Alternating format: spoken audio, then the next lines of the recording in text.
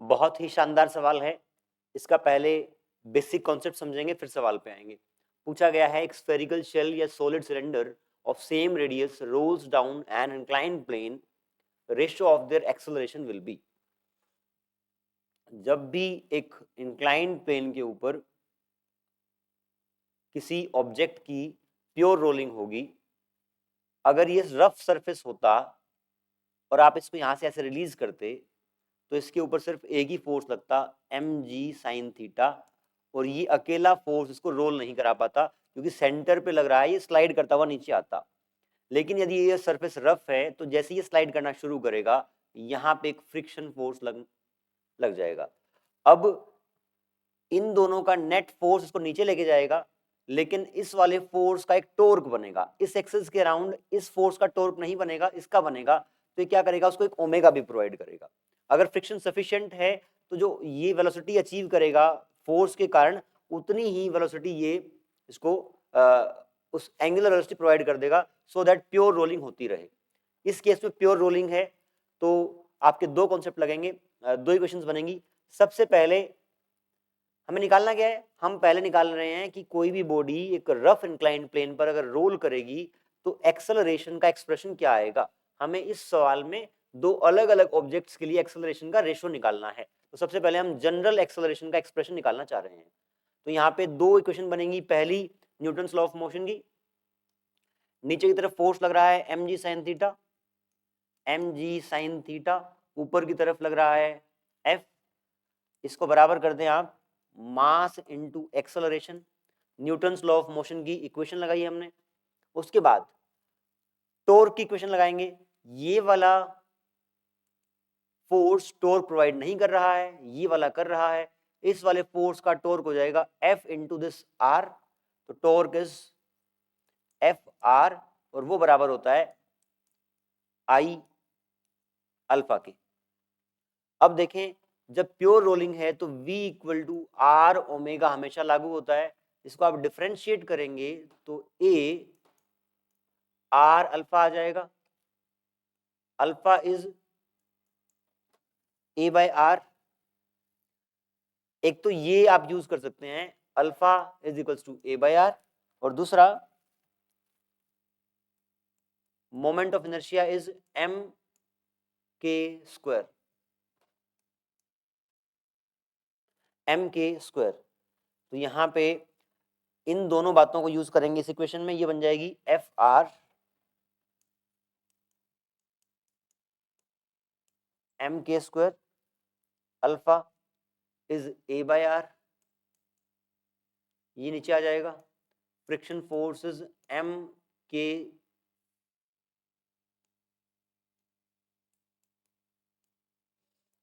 Square by R square, और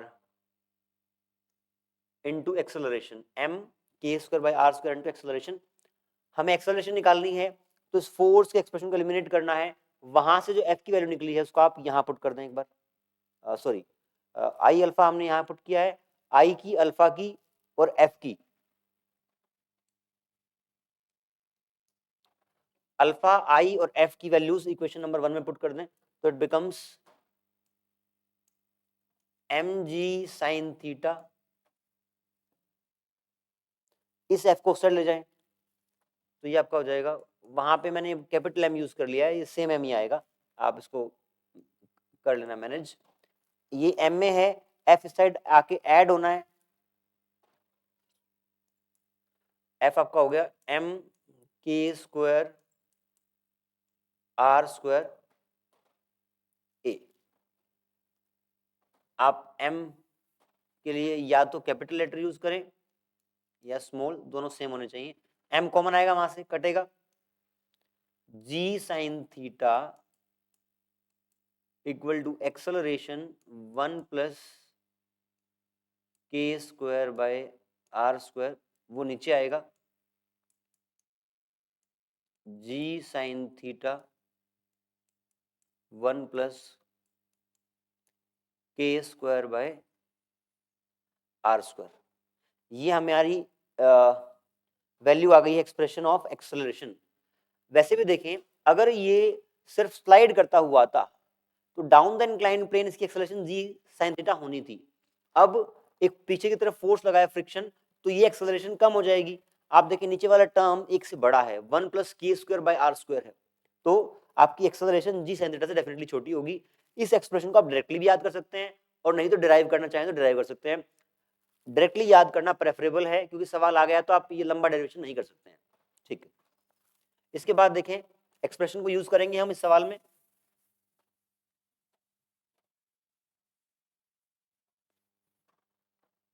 यहां पूछा गया है स्फेरिकल शेल और solid cylinder. Spherical shell, shell का मोमेंट ऑफ इनर्शिया होता है 2/3 mr²। इसका रेडियस ऑफ गायरेशन निकालेंगे mk² करके, तो m कटेगा, या आप सिर्फ वहां पे k²/r² का एक्सप्रेशन यूज होना है, तो आप k²/r² निकाल लें, तो k²/r² for a spherical shell is 2/3। ये आपका शेल का आ गया है फॉर शेल। अब आप निकालना चाहें सॉलिड सिलेंडर का।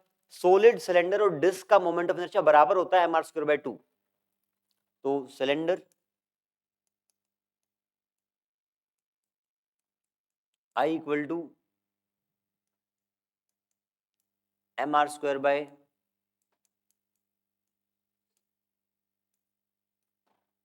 k इज या k²/r²।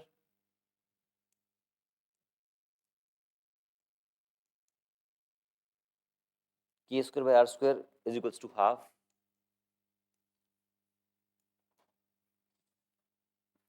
ये आपका रहेगा सिलेंडर का।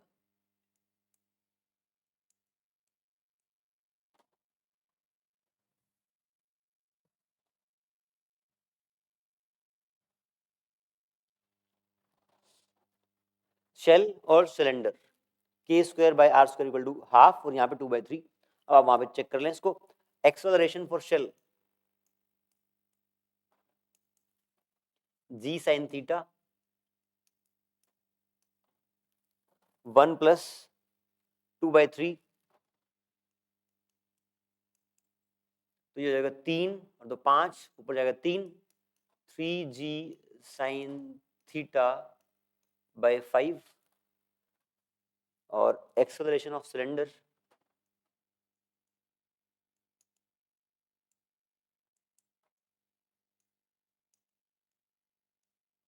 g sin θ और यहाँ पे हाफ है 1 + हाफ 3/2 आएगा, 2 ऊपर जाएगा 2g sin θ/3।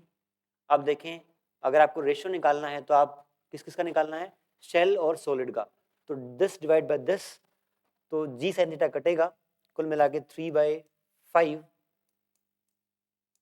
2/3 9/10 रेशियो आना चाहिए। ये हमें ऑप्शन में दिख रहा है, ऑप्शन 2 इज करेक्ट। आपको कॉन्सेप्ट समझने के लिए इसका डेरिवेशन भी आना चाहिए कि इंक्लाइन प्लेन पे रोलिंग का कॉन्सेप्ट क्या है, किस तरीके से हम डिराइव करते हैं। एक्सेलरेशन का एक्सप्रेशन याद भी होना चाहिए और फिर रेडियस ऑफ गायरेशन निकाल के आप k²r² करके वो निकालना आना चाहिए। कुल मिला के वो डेरिवेशन और ये एक्सप्रेशन डायरेक्टली याद भी होनी चाहिए। Thank you.